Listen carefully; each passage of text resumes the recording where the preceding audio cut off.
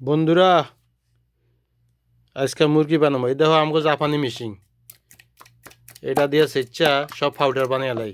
এই যে আমাকে জাপানি মেশিন আদা সেচিন না। এই যে রসুন সেচছি, রসুন দিলাম,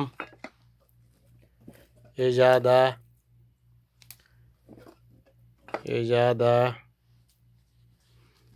এরপরে হলো সব দিয়ে দিম একসাথে।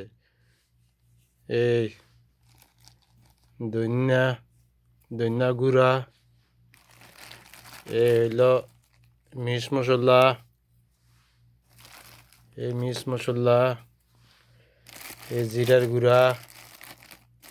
ওই জিরা বাড়া জলদি।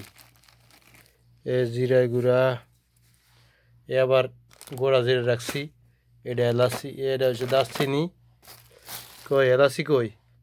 ও, এই এলাচি, এই হলো এলাচি দিব। পরে এই যে পেঁয়াজ, এই যে পেঁয়াজগুলো দিয়ে দেই। পেঁয়াজ মরিচ,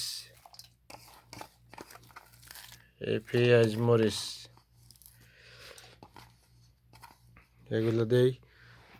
এই যে লবণ, এই লবণ, এই লবণ, পরিমাণ মতো লবণ দিয়া তারপরে যে মিক্স করতে আসি,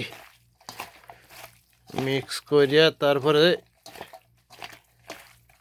চুলার উপরে তেল গরম করমু, কড়া জিরা দিমু। জিরা দিয়া তেলটা গরম হইলে